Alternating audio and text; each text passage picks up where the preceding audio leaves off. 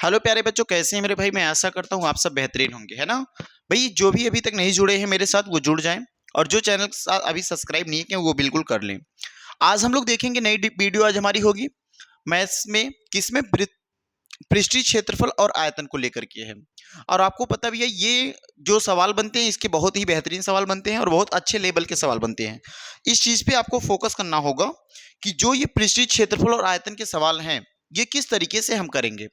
जैसे भाई ध्यान से देखना, जैसे अगर हम इसकी बात करेंगे, आपको जो भी पृष्ठीय क्षेत्रफल के सवाल होते हैं, जैसे सबसे पहले एक हम सवाल रखते थे घन पे, एक वर्ड बन जाता है क्या भैया, एक और बनता है घनाभ, और ठीक है ऐसे बनाएंगे वेलन। ठीक है ऐसे बनाते क्या मेरे भाई, बेलन हो जाता है।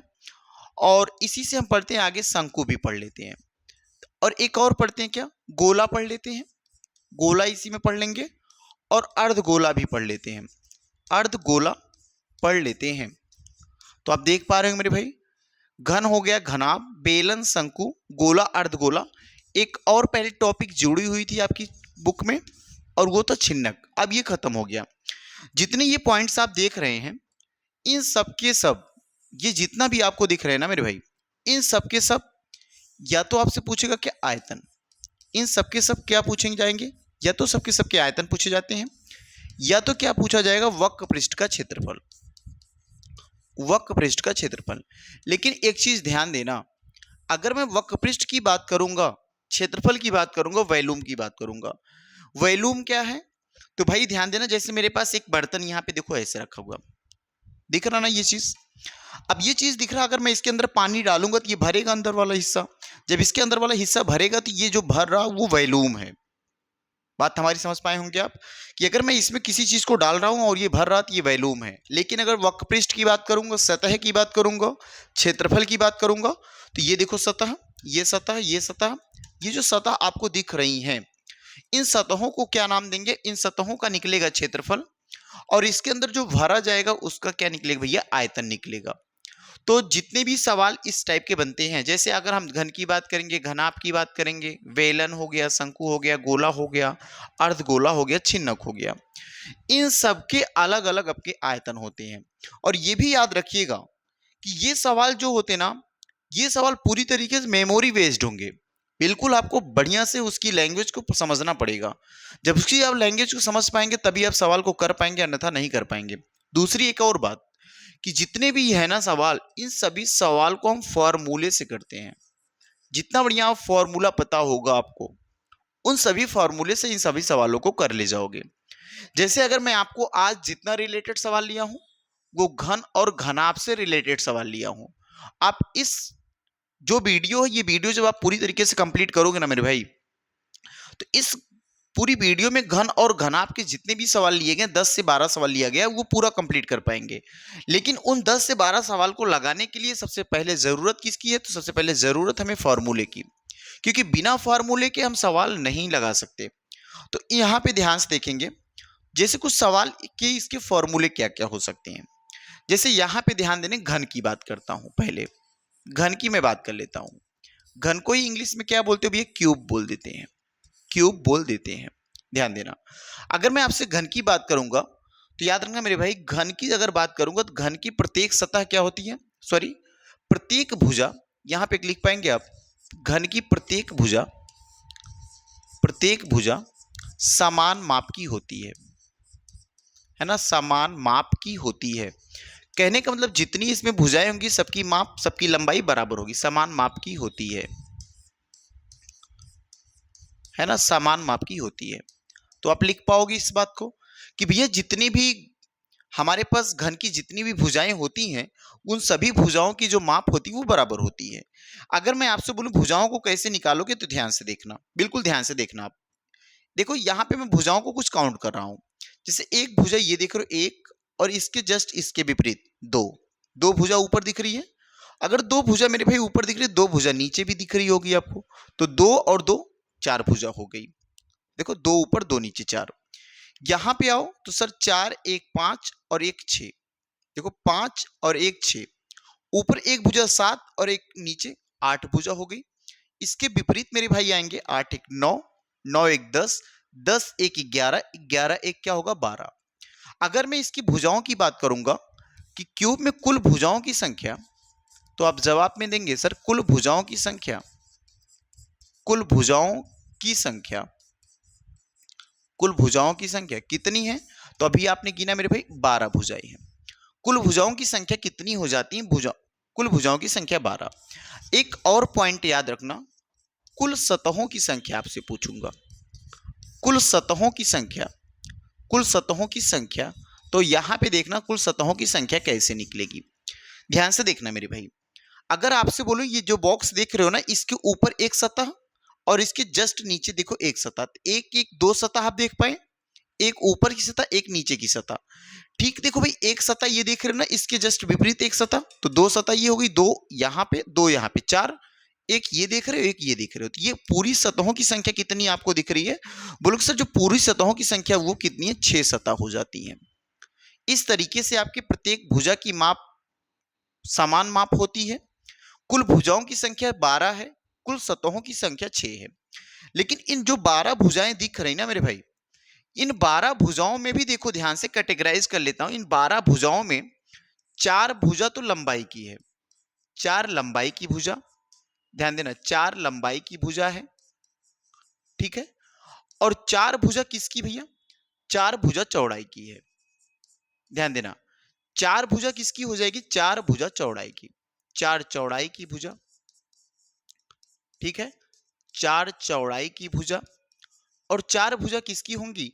तो बोलोगे भैया 4 भुजाएं और जो बच रही हैं वो 4 भुजाएं ऊंचाई की हैं, है ना। 4 भुजाएं किसकी हैं? तो 4 भुजाएं वो ऊंचाई की हैं, ऊंचाई की भुजा। ध्यान से देखो आप, है ना। ये इनकी साइड है, कितनी साइड है भैया? 12 साइड है। और ये जो 12 साइड आपको दिख रही है, 12 साइडों को 3-4 भुजाओं में कैटेगराइज किया। 4 भुजाएं लंबाई की हैं, 4 भुजा चौड़ाई की है और 4 भुजा ऊंचाई की है। इस तरीके से 12 भुजाएं हो जाती हैं। इस तरीके से मेरे भाई कितनी भुजाएं हो जाती हैं? तो 12 भुजाएं हो जाती हैं। बात आपको क्लियर हो जाएगी ना। ध्यान देना, क्यूब और क्यूबॉइड में क्या अंतर है? अगर ये तो घन था कोई दिक्कत नहीं, घन था कोई फर्क नहीं, यही काम करेंगे। लेकिन अगर यही सवाल मेरे भाई किसकी बात करता? घनाभ की। किसकी बात कर लेता? आपसे घनाभ की। यहां ध्यान देना गलत ना हो जाए, किसकी बात करेंगे? घनाभ की बात करेंगे। ध्यान से देखना, कोई डिफरेंस नहीं दिखेगा घनाभ में, बस थोड़ा सा डिफरेंस दिखेगा। और डिफरेंस क्या होगा?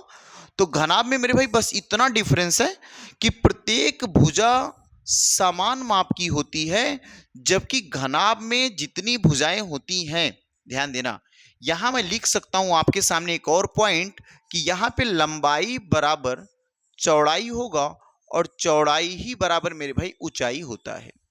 चौड़ाई ही बराबर क्या होता है? ऊंचाई होता है। जबकि मैं अगर इसकी बात करूंगा घनाभ में, तो बोलना लंबाई ना चौड़ाई के बराबर होगा और ना किसके बराबर होगा? ऊंचाई के बराबर होगा। बात हमारी समझ पाए होंगे आप। लेकिन कभी कभी सवाल बन जाता है कि जब दो घनों को जोड़ा जाए या 3 घनों को जोड़ा जाए, जब 2-3 घनों को जोड़ा जाता है, ऐसी स्थिति में लंबाई का मान बढ़ जाता है और चौड़ाई और ऊंचाई बराबर ही रहते हैं, है ना। चौड़ाई और ऊंचाई मेरे भाई बराबर ही रहते हैं। ये क्लियर हो जाएगा। लेकिन यहां याद रखना, लेकिन यहां लिख सकते हो आप, ऐसे दिमाग में रख सकते हो, लेकिन जब दो घनों को जोड़ा जाए, जब दो घनों को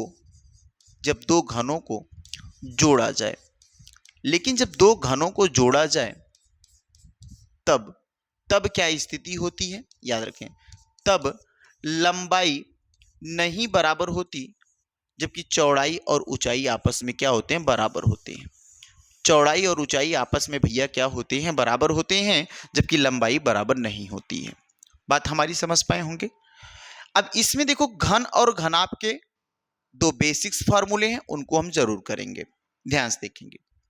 जैसे अगर मैं आपसे बात करूंगा घन की, ध्यान देना, अगर मैं आपसे मेरे भाई घन की बात करूंगा, घन का, है ना, घन का वक्र पृष्ठ, ऐसे पूछे घन के वक्र पृष्ठ, या घन का ना लिखे घन के वक्र पृष्ठ का क्षेत्रफल, ऐसा लिख सकते हो आप। घन के वक्र पृष्ठ का क्षेत्रफल, घन के वक्र पृष्ठ का क्षेत्रफल, है ना। अब आप जानते हो कितनी सतहें हैं, तो 6 सतहें हैं। और भैया जब भी क्षेत्रफल बनाते हैं, क्षेत्रफल हमेशा लंबाई और चौड़ाई से बनता है, या लंबाई ऊंचाई से बनेगा या ऊंचाई चौड़ाई से बनेगा। बात समझ पा रहे होंगे ना कि भैया जब भी एरिया बनेगा, जब भी क्षेत्रफल बनेगा, तो कम से कम 2 लंबाई और चौड़ाई होना चाहिए, क्योंकि ये आपको पता होगा 2D है, द्विविमीय आकृति है। द्विविमीय आकृति का मतलब एक लंबाई या चौड़ाई होगा, या चौड़ाई या ऊंचाई होगा, या ऊंचाई और लंबाई होगी। कोई 2 भुजाएं जब तक नहीं आपके पास होंगी तब तक ये क्षेत्रफल नहीं बना पाएंगे। तो मैं अगर आपसे घन की बात करूंगा, घन के क्षेत्रफल की मैं बात करूंगा, तो ध्यान देना, अगर घन के क्षेत्रफल किसी एक सतह की बात करेगा, जब भी किसी एक सतह की बात करेगा तो लंबाई गुणे चौड़ाई ही खत्म हो जाएगा। लेकिन अगर एक सतह की बात करें, ध्यान देना, एक सतह की बात करेगा, एक सतह का क्षेत्रफल, यहां लिख सकते हो आप, एक सतह का क्षेत्रफल, ठीक है, एक सतह का क्षेत्रफल। तो आप ध्यान देना मेरे भाई, एक सतह का क्षेत्रफल जब भी पूछेगा तो आप लंबाई गुणे चौड़ाई बोल देना। लेकिन आपके पास सतहों की संख्या कितनी, तो आपको पता भैया आपके पास सतहों की संख्या 6 है। और आपको यह भी पता है भैया अगर घन है तो घन की प्रत्येक भुजा क्या होती है, बराबर होती है। और जब घन की प्रत्येक भुजा बराबर होती है तो आपको मेरे भाई, अगर मैं आपसे बोलूं कि भैया लंबाई और चौड़ाई आपस में बराबर ही होंगे, और लंबाई और चौड़ाई जब आपस में बराबर होंगे भैया, तो ए बराबर ए मान लो, माने साइड और साइड दोनों बराबर रख सकते हो। तो इस वजह से मैं आपसे पूछ सकता हूं, या बोलोगे कुल या संपूर्ण क्षेत्रफल बराबर आपसे कहूं, ध्यान देना किसकी बात मैं कर रहा हूं, संपूर्ण क्षेत्रफल की बात कर रहा हूं। घन के संपूर्ण क्षेत्रफल है ना, घन का संपूर्ण क्षेत्रफल, यहां लिख सकते हो घन का संपूर्ण क्षेत्रफल। तो आप बोलोगे भैया घन का संपूर्ण क्षेत्रफल होता है 6a²। क्या होता है, 6a²। एक फॉर्मूला आप यहां इसको नोट करेंगे। ठीक, इसके बाद लिखेंगे घन का आयतन। और जब भी घन के आयतन की मैं बात करूंगा तो ये भी आप रखेंगे क्या भैया, क्या रखेंगे, a⁴ a³। 2 फॉर्मूला आप बिल्कुल याद रखेंगे। लेकिन जबकि यहां पे अगर मैं घनाभ की बात करूंगा, ध्यान देना, जब भी घनाभ का संपूर्ण क्षेत्रफल या संपूर्ण वक्र पृष्ठ, तो आपका जवाब क्या आएगा, बोलोगे सर यहां पे ध्यान दे रहा हूं, 2 कोष्ठ में LB प्लस देखो 2BH हो जाता है और प्लस 2HL हो जाता है। यहां से आप 2 कॉमन लेंगे तो बचेगा क्या आपके पास, LB plus BH plus HL हो जाएगा। ध्यान देना मेरे भाई, ये हो जाएगा क्या, संपूर्ण क्षेत्रफल। अगर आपसे बोला जाए 4 दीवारों का क्षेत्रफल, यहीं से देखो बनता घनाभ, 4 दीवारों का क्षेत्रफल, किसका पूछ ले भैया, 4 दीवारों का क्षेत्रफल, 4 दीवारों का क्षेत्रफल। ठीक है, तो आपको एक चीज ध्यान देना, जहां भी आप बैठो वहां पे देखो कि आपके पास जितनी भी जो भी दीवार है, जिस रूम में आप बैठे हो उस दीवार में देखना, तो देखना जैसे ये दीवार है तो मान लो ये दीवार की लंबाई मानते हैं, दीवार ऐसे ऊंचाई पे उठी होगी, और दीवार की जो दूसरे साइड आप देख रहे हो वो चौड़ाई होगी, चौड़ाई के साथ दीवार ऊपर उठी होगी। तो 2 चीज दिख रहा होगा, एक इस ये देखो जो बोर्ड के पीछे दीवार है, तो बोर्ड के सामने वाली भी दीवार है, इसके जस्ट बाएं साइड अगर बोले तो यहां भी दीवार, इसके दाहिने भी दीवार है। तो अगर मैं दीवार की बात करूंगा तो बोलोगे लंबाई के साथ ऊंचाई पे गई है और चौड़ाई के साथ ऊंचाई पे गई है। इस वजह से जब भी पूछेगा 4 दीवारों का क्षेत्रफल, तो आप बोलो भैया 2 बार देखो, 2 लंबाई के साथ ऊंचाई पे गई है और 2 किसके, चौड़ाई के साथ ऊंचाई पे गई है। इस वजह से आप क्या कर सकते हो, अगर 4 दीवारों का क्षेत्रफल पूछेगा तो 2h कॉमन ले सकते हो और लिख सकते हो L प्लस बी लिख सकते हो। ये किसका क्षेत्रफल होगा सर, 4 दीवारों का क्षेत्रफल हो जाएगा। लेकिन अगर इसी में एक और सवाल ऐड कर दे, 4 दीवारों का क्षेत्रफल प्लस छत का क्षेत्रफल, ध्यान से देखना, अगर इसी में मेरे भाई जोड़ दे 4 दीवारों का क्षेत्रफल प्लस छत का क्षेत्रफल, 4 दीवारों का क्षेत्रफल, 4 दीवारों का क्षेत्रफल और प्लस क्या लिख दे, छत का क्षेत्रफल। ध्यान देना, छत का क्षेत्रफल।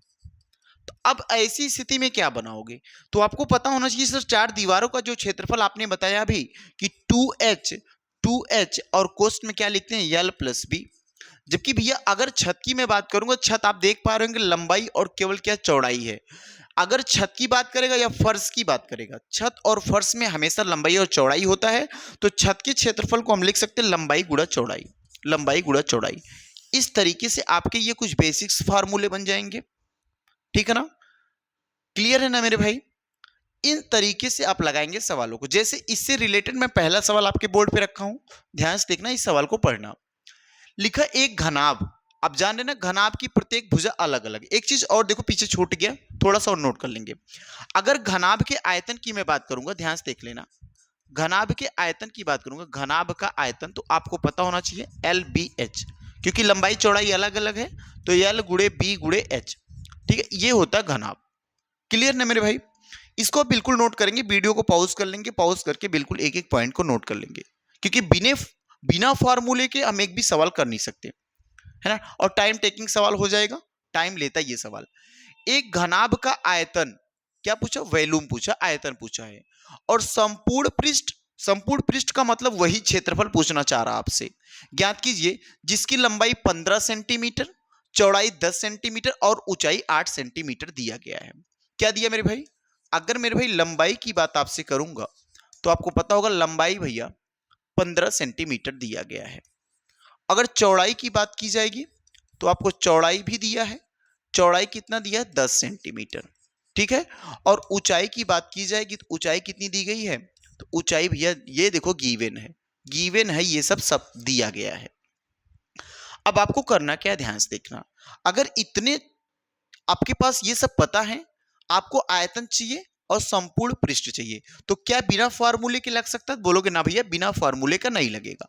और बिना फार्मूले का नहीं लगेगा तो पता आपको घनाभ का आयतन बराबर लिखेंगे आप, घनाभ का संपूर्ण वक्र पृष्ठ बराबर, संपूर्ण वक्र पृष्ठ बराबर, फॉर्मूला क्या होता है, तो बोलोगे सर फॉर्मूला होता है 2 कोष्ठ में L B plus B H plus H L, 2 कोष्ठ में L B plus B H plus H L हो जाएगा, ठीक है। और आपको पता भैया यहां से देखना 2 इंटू में एल का मान कितना, एल का मान 15 है, 15 है, और गुणे बी का मान देखो 10 है, धन यहां पे देखो बी का मान 10 गुणे एच का मान 8 है, और प्लस यहां मेरे भाई देख रहे हो 8 गुणा कितना हो जाएगा 15 एच एल का मान हो जाएगा। और बड़े आराम से इसको आप आगे करोगे, कहोगे सर 2 गुणे करूंगा 15 दहा में कितना होता है, तो बोलोगे सर 15 दहा में 150, और 10 गुणे 8 करेंगे 10 8 में 80, और 15 गुणे 8 करेंगे 15 8 120, 120 और 80 जोड़ूंगा तो 200, और 200 में 150 जोड़ोगे तो मेरे भैया कितना हो जाएगा, तो बोलोगे 350, और 350 में 2 का गुणा करूंगा तो 3 दूना 6 एक साथ 700 सेंटीमीटर स्क्वायर हो जाएगा। क्या ये आयतन सॉरी वक्र पृष्ठ हो जाएगा। अभी तो संपूर्ण वक्र पृष्ठ निकल गया, अभी क्या निकालना था, आयतन निकालना है। इस सवाल का आयतन कैसे निकालोगे आप ये भी बताओगे, बोलोगे सर आयतन बराबर मुझे पता है फॉर्मूला कि घनाभ का आयतन बराबर होता है लंबाई गुणा चौड़ाई और गुणे कितना ऊंचाई। लंबाई का मान सर लंबाई का मान 15 है, और गुणे ऊंचाई का मान चौड़ाई का मान 10 और ऊंचाई का मान 8 है। और अगर मैं करूंगा 15 8 120 और 120 में गुणा 10 से करूंगा भैया तो आएगा 120 गुणे 10, तो बोलोगे 1200 सेंटीमीटर क्यूब। 1200 सेंटीमीटर क्यूब क्या हो जाएगा, इसका आयतन हो जाएगा। 1200 सेंटीमीटर क्यूब क्या हो जाएगा, इसका आयतन हो जाएगा। बेहतरीन सवाल आपको लगा होगा। ठीक, अगला सवाल देखेंगे। ये अगला सवाल क्या दिया है, बिना फॉर्मूले का संभव नहीं भाई, ये चीज ध्यान देना। एक घन, देखो घन लिखा, आपकी घनाभ नहीं आपकी बार घन है। एक घन का संपूर्ण पृष्ठ 294 वर्ग सेंटीमीटर है, इसका आयतन ज्ञात कीजिए। आपकी बार संपूर्ण पृष्ठ दिया गया है। अगर मैं आपसे पूछूंगा तो लिखोगे सर घन का संपूर्ण पृष्ठ, ध्यान से देखो घन का संपूर्ण पृष्ठ, बस यहां पे देखो बच्चा कंफ्यूज हो जाता है। संपूर्ण पृष्ठ, अगर घन के संपूर्ण पृष्ठ की बात करूंगा तो ये दिया है 294 वर्ग सेंटीमीटर, 294 वर्ग सेंटीमीटर।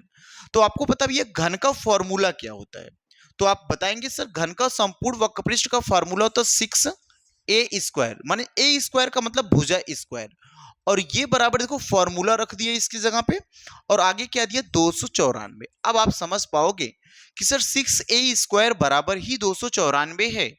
अगर 6a² बराबर 294 है तो a² बराबर निकालूंगा तो लिखोगे 294 और भागे क्या रखोगे मेरे भाई 6। अब इस 6 से इस वैल्यू को काटो, 6 4 में 24 हो जाएगा, 24 5 29, 5 54, 6 9 में 54। तो इस तरीके से आप लिखोगे भैया ए स्क्वायर बराबर कितना आएगा, तो 49 आएगा।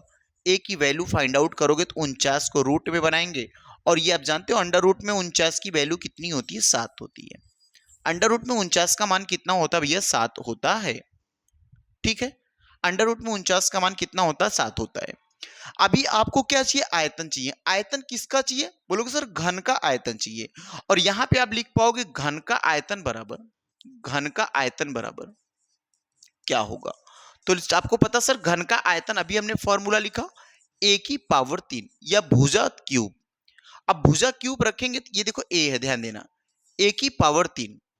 भुजा क्यूब में क्या रखोगे सर, भुजा क्यूब में रखेंगे, भुजा का मान दिया है 7, क्योंकि ये तो हमने साइड निकाल लिया ए, और ए का मान 7 दिया, तो 7 की पावर 3 करोगे तो आपको पता होना चाहिए सर 7 की पावर 3 करूंगा, 7 का गुणा 7 गुणे 7, और इस तरीके से जब आप गुणा करोगे तो आएगा कितना, 343। और आयतन पूछ रहा है तो बोलोगे सर सेंटीमीटर में है, तो ये क्यूब हो जाएगा। ये आपका क्या हो जाएगा भैया, ये आयतन हो जाएगा। दूसरे सवाल को भी इसी तरीके से हम खलास कर देंगे, समाप्त कर देंगे। तो आप दूसरे सवाल को भी कर पाए होंगे, बहुत बेहतरीन ढंग से समझ पाए होंगे, कोई भी दिक्कत नहीं है, बिल्कुल बेसिक सवाल लिया हूं। आप हर एक बेसिक सवाल को करते हुए एडवांस की ओर बढ़ते हैं। देखना मेरे भाई अगले सवाल को, ये थोड़ा सा बड़ा सवाल दिख रहा है आपको, कि एक घनाभ की लंबाई चौड़ाई और ऊंचाई इस अनुपात में दिया गया है। यदि इसका संपूर्ण पृष्ठ 504 दिया गया है ना, तो इसकी बीमाएं ज्ञात करना है और घनाभ का आयतन भी ज्ञात करना है। तो बताओ ध्यान से, देखो घनाभ की लंबाई चौड़ाई ऊंचाई का रेशियो दिया गया है, तो ध्यान से देखना, बहुत ही बेहतरीन सवाल है, बहुत आराम से लग जाएगा। अगर मैं घनाभ की लंबाई चौड़ाई ऊंचाई की बात करूंगा, तो घनाभ की लंबाई की बात करूं और घनाभ की चौड़ाई की बात करूं भैया, है ना, और ऊंचाई की बात की जाए, ध्यान से देखना आप, चौड़ाई और ऊंचाई। अब इन तीन चीजों को देखेंगे, इसका रेशियो क्या सर 6, और इसका क्या 5 है, इसका क्या दिया 3 दिया है। यदि आपको सवाल रेशियो में देगा तो ध्यान देना, एक काम करना, जब भी सवाल रेशियो में देना तो लंबाई चौड़ाई ऊंचाई जो भी दिया उसको रख लेना, उसके बगल मेरी बात मानना भैया एक्स बना लेना। मान लो अब अपने मन से माना लंबाई एक्स 6x है, चौड़ाई 5x है और ऊंचाई 3x है, और पूछा इसका संपूर्ण पृष्ठ 504 दिया गया है। बस सवाल यही से समाप्त हो जाएगा। तो आपको पता सर घनाभ का संपूर्ण पृष्ठ बराबर, देखो ध्यान से, घनाभ का संपूर्ण पृष्ठ बराबर क्या दिया, 504 दिया गया है। ध्यान से देखो 504 दिया गया है। और आपको पता सर घनाभ का संपूर्ण पृष्ठ का फॉर्मूला हमें पता है कि 2 कोष्ठ में LB प्लस BH होता है और प्लस HL होता है, और ये बराबर देखो मेरे भाई 504 दिया गया है। ठीक है, और यहां से L की वैल्यू देखो 6x, चौड़ाई 5x और ऊंचाई 3x दिया गया है। इसी वैल्यू को लाके यहाँ पे हम रख देते हैं। तो 2 कोष्ठ में L का मान 6x और इनटू में क्या रखोगे भैया, B का मान 5x, ठीक है, प्लस B का मान 5x होगा और इनटू में H का मान 3x रख दो। ठीक है, ठीक है, ऐसे आगे बढ़े सर 3x और H का मान क्या है, तो बोलोगे सर 6x हो जाएगा। और इस तरीके से भैया कोष्टक बंद करके आप कितना लिखेंगे, 504 लिखेंगे। क्लियर है ना ये बात। तो इन दोनों का पहले गुणा कर लो आप, सब अंदर वाला, 6 5 में 30 और x का गुणा x में x स्क्वायर। ध्यान से देखना, 5 5 5 3 15 और x का गुणा x में तो x स्क्वायर, प्लस 3 का गुणा 6 में भैया 18 और x का गुणा x में x स्क्वायर। आगे देखो क्या 2 है और यहाँ पे क्या कितना रखेंगे सर, आगे 504 रखेंगे। क्लियर है ना मेरे भाई। एक बार देखो ध्यान से, ये 30 15 45 और 45 में 18 जोड़ो, तो 45 में 18 जोड़ेंगे 45 10 55, 55 में 8 जोड़ोगे तो 63 हो जाएगा, 55 में 8 जोड़ोगे 63, और इस तरीके से 63x स्क्वायर और आगे इनटू में भैया 2 है, इस तरीके से बनाएंगे 504, इस तरीके से बनाएंगे 504। अगर आप ध्यान से देखो इसको और भी आसान किया जा सकता है, कैसे, इन दोनों का गुणा करें, 2 3 6 और 2 6 में 12, और ये हो जाएगा x स्क्वायर और बराबर मेरे भाई 504। ध्यान से देखना, अगर मैं आपसे एक्स स्क्वायर बराबर पूछूंगा तो लिखोगे 504 और बटे क्या लिखोगे भैया 126। ठीक है, 4 बार में कैंसिल हो जाएगा क्या? ध्यान से देखो, तो बोलोगे सर 4 बार में ये कैंसिल हो जाएगा, 4 बार में कैंसिल हो जाएगा। तो इस तरीके से एक्स स्क्वायर की वैल्यू क्या होगी? तो एक्स स्क्वायर की वैल्यू 4 हो जाएगी और एक्स की वैल्यू क्या आएगी? तो बोलोगे 4 वैल्यू रूट में बनाऊंगा तो एक्स की वैल्यू आएगी 2। एक्स की वैल्यू क्या हो जाएगी भैया? एक्स की वैल्यू 2 हो जाएगी। ध्यान से देखो, एक्स की वैल्यू क्या हो जाएगी? 2 हो जाएगी।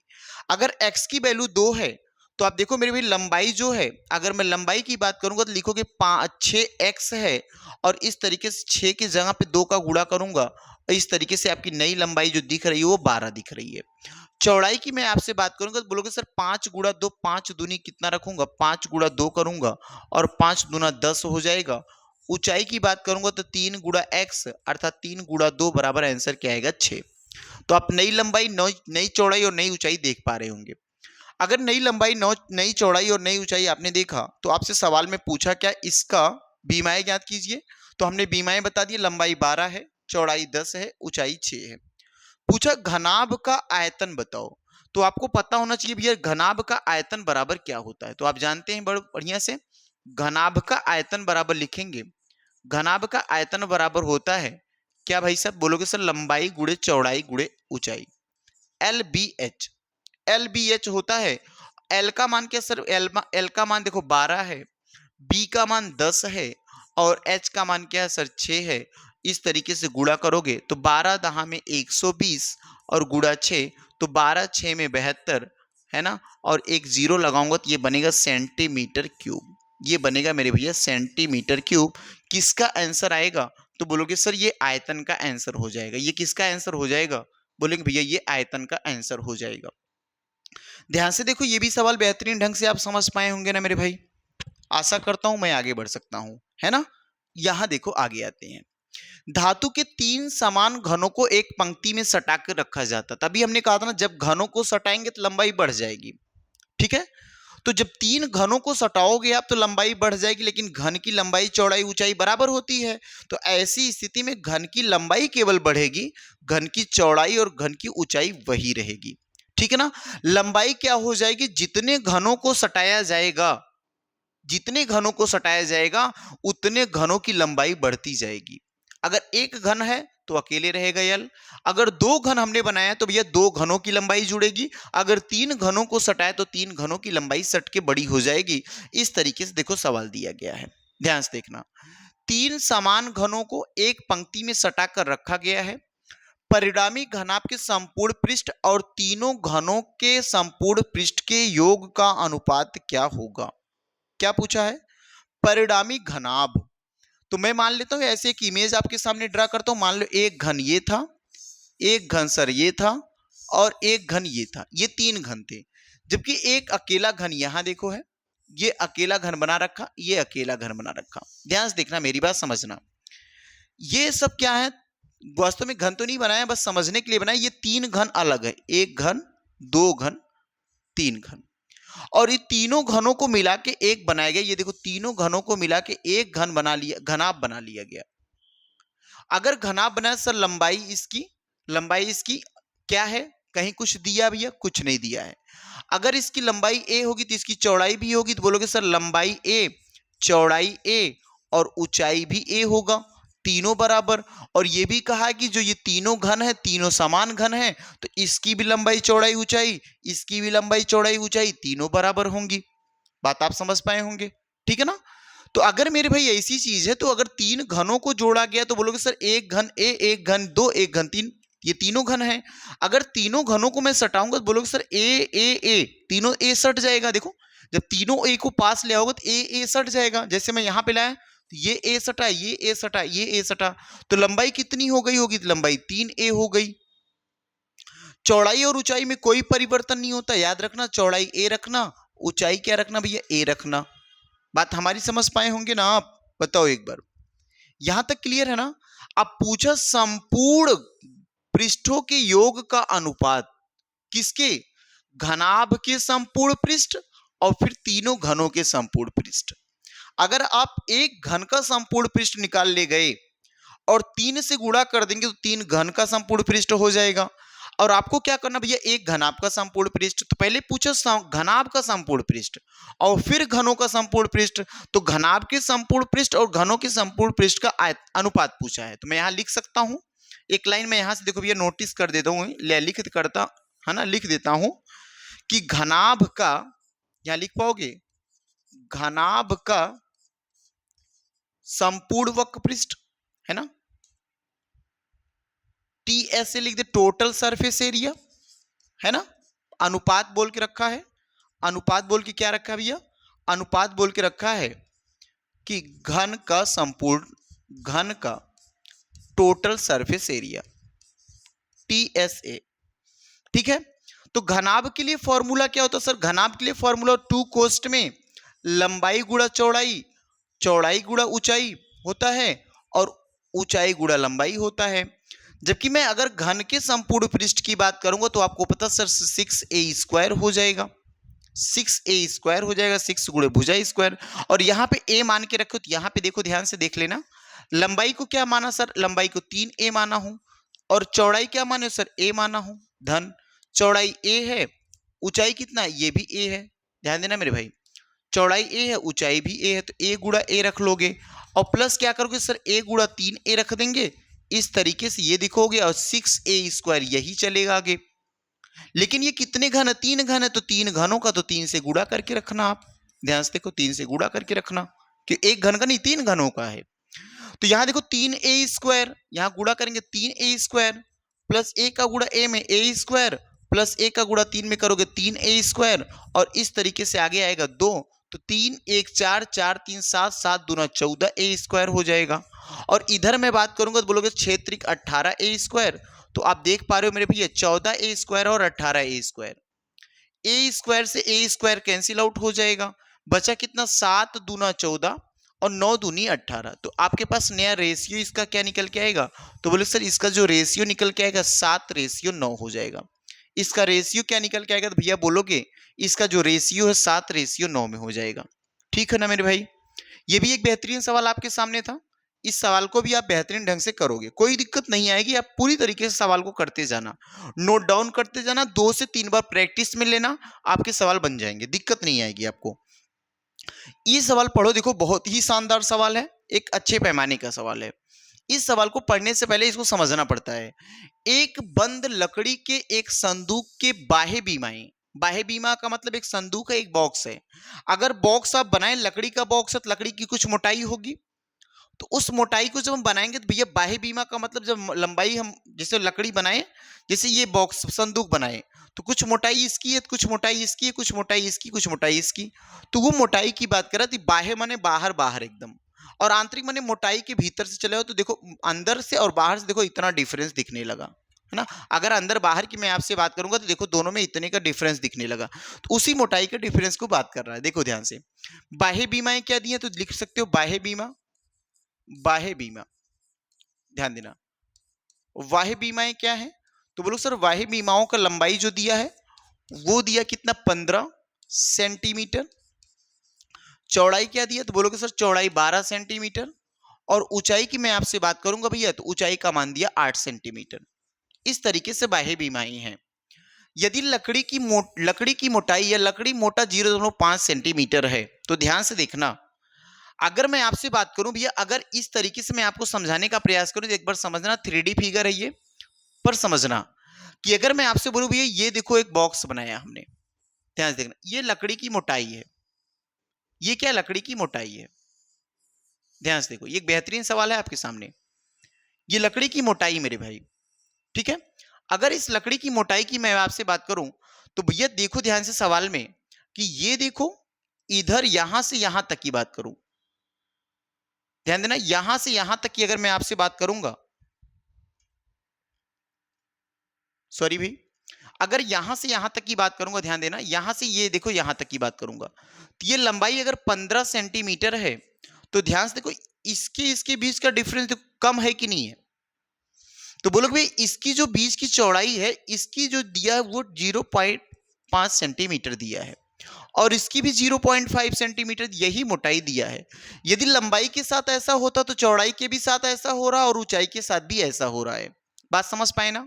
लंबाई के साथ ऐसा हो रहा, चौड़ाई के साथ भी ऐसा हो रहा, ऊंचाई के साथ। इसका मतलब ये जो लेंथ बाहर वाला दिख रहा है, ये तो 0.5 इधर बढ़ा, 0.5 इधर बढ़ा, इसका मतलब आधा आधा मिला के 1 सेंटीमीटर बढ़ा हुआ है।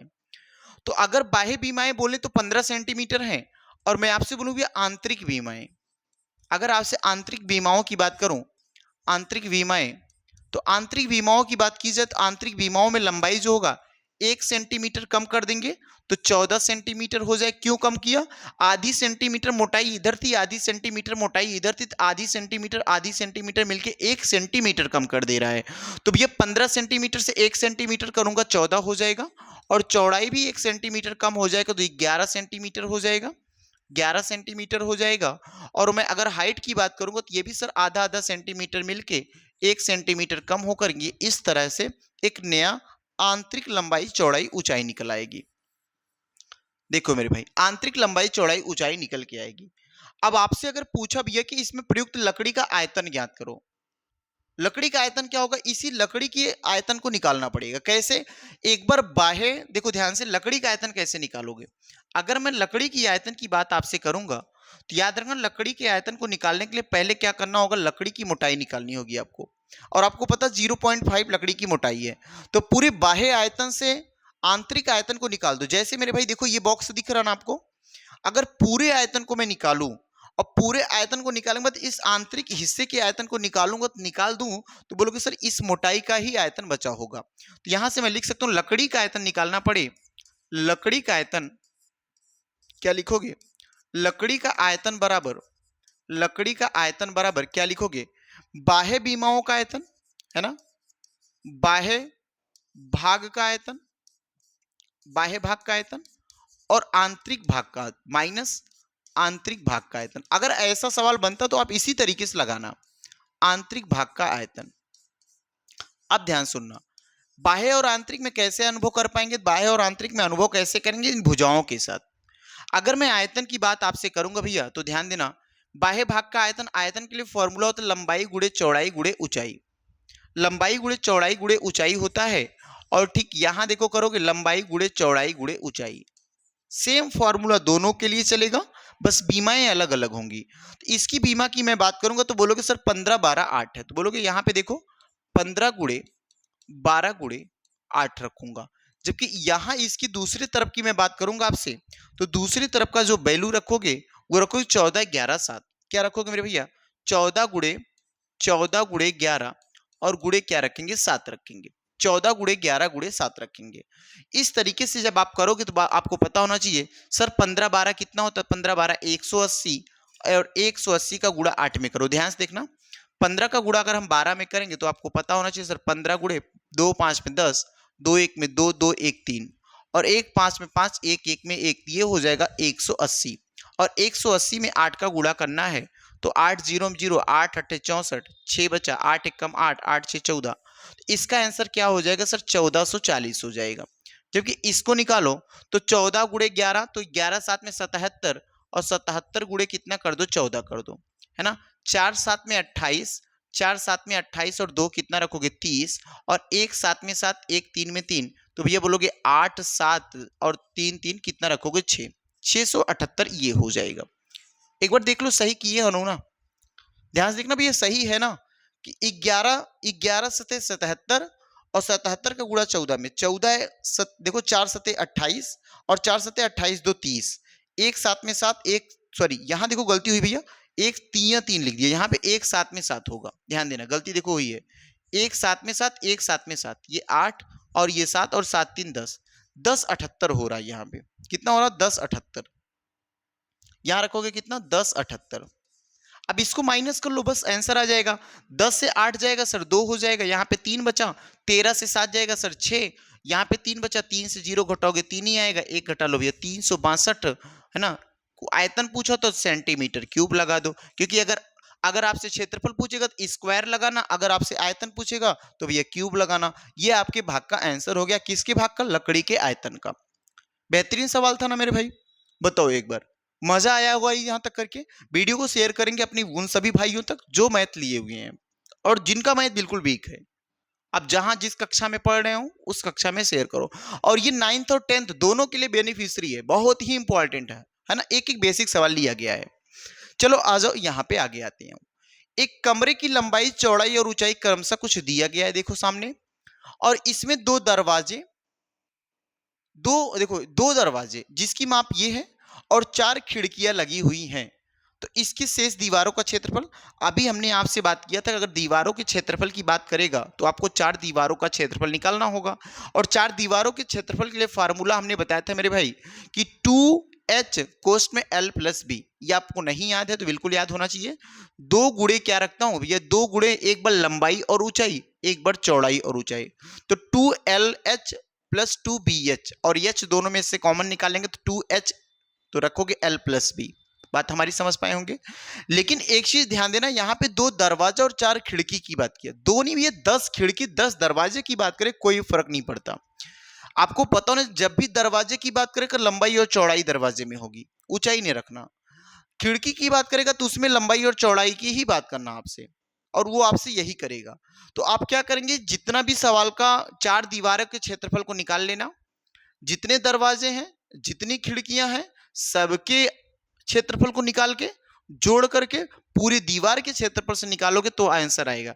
क्योंकि आपको पता भी है जहां पे दीवार पे जहां भी दरवाजा लगा होता वहां दीवार नहीं बचती, वहां ईंट नहीं जोड़े जाते। जहां पे खिड़की लगी होगी वहां पे ईंट नहीं जोड़े जाते होंगे। तो ऐसी स्थिति में अगर हम पूरे दीवार का क्षेत्रफल निकालेंगे तो पूरे दीवार तो निकलेगा, लेकिन दरवाजे की जगह हमारा दीवार नहीं है और ना ही हमारी खिड़की की जगह दीवार है। तो ऐसी स्थिति में खिड़की के क्षेत्रफल को और दरवाजे के क्षेत्रफल को हम घटा लेंगे। तो आप समझ पाए होंगे क्या करेंगे। अगर इस तरीके के सवाल कभी भी आपके सामने बनते हैं तो आप क्या करना, 4 दीवारों के क्षेत्रफल से ध्यान देना। मैं यहां लिख रहा हूं 4 दीवारों का क्षेत्रफल, 4 दीवारों का क्षेत्रफल, 4 दीवारों का क्षेत्रफल माइनस, किसका माइनस करेंगे सर, माइनस हम करेंगे 2 दरवाजों का क्षेत्रफल, 2 दरवाजों है ना, 2 डोर्स, 2 दरवाजों का क्षेत्रफल।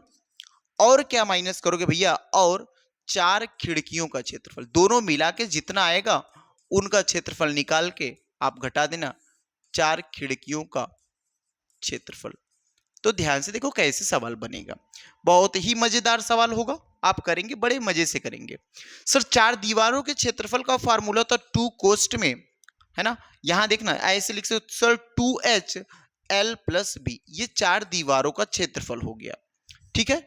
अगर 2 दरवाजों के क्षेत्रफल की बात करूंगा, सर दरवाजे 2 हैं तो 2 से गुणा, एक दरवाजे का क्षेत्रफल होगा l इंटू में बी।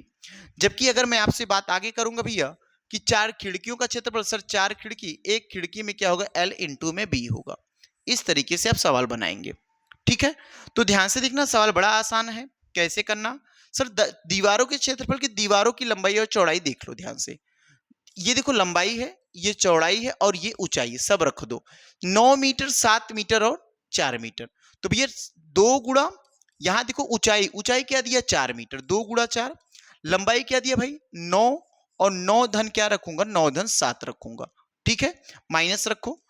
2 गुणे, अब किसकी भैया, ये दरवाजा है तो दरवाजे का देख लो, 2 मीटर लंबा है, 1.5 मीटर चौड़ा है, तो रखोगे 2 मीटर, 2 गुणे 1.5, 1.5।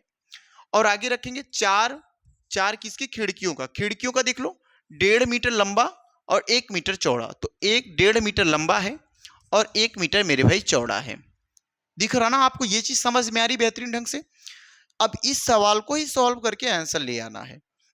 कैसे करोगे, 2 का गुणा 8, 4 में तो 8 हो जाएगा, और 9 में 7 जोड़ोगे तो 9 7 16, और 16 का गुणा करेंगे तो 128 हो जाएगा, 16 8 128। ठीक है। तो 1.5 का गुणा 2 में सर 3, 3 दूना कितना होगा 6 हो जाएगा। ठीक है। यहां देखना 1.5 का गुणा 1 में करूं सर उतना ही आएगा, 1.5 चौका कितना होता है, 1.5 चौका 6 हो जाएगा। बात हमारी समझ पा रहे ना, 6 और 6 जोड़ेंगे सर 12 हो जाएगा। इस तरीके से यहां देखो तो 6 6 12 हो जाएगा, 128 से 12 घटाओगे तो आपके पास आंसर क्या आएगा, आंसर आएगा 116, 116 वर्ग सेंटीमीटर। 4 दीवारों के क्षेत्रफल, बचे हुए क्षेत्रफल, दरवाजा और खिड़की हटा के बचा हुआ क्षेत्रफल आपके सामने होगा। इस तरीके से इस सवाल को भी आप नोट करेंगे मेरे भाई। किसी भाई को दिक्कत नहीं होने वाली है। इन सवालों तक आप करेंगे। बताओ, यहां तक आपको क्लियर हुआ होगा, है ना मेरे भाई? यहां तक आपको क्लियर होगा। बेहतरीन सवाल था ना? कभी भी ऐसा सवाल है, घबराना नहीं है। चार दीवारों के क्षेत्रफल को निकालना है, जितने दरवाजे होंगे दरवाजों के क्षेत्रफल को निकालेंगे, जितनी खिड़कियां होंगी खिड़कियों के क्षेत्रफल को निकालेंगे। तो बस आज इतना ही सवाल करें, बचे हुए सवाल अगली वीडियो में कर लेंगे। क्लास बहुत लंबी हो जाएगी मेरे भाई। तब तक के लिए अभी बहुत से सवाल आपके सामने हैं, आप घबराएंगे नहीं, बिल्कुल बेसिक एक एक सवाल को करवाऊंगा, तो आप घबराएंगे नहीं, बिल्कुल आराम से करते हुए चलेंगे। तो भाई आज बस यही करेंगे, यहीं से हम आप, है ना, विदा लेते हैं आप सभी से। धन्यवाद सभी को।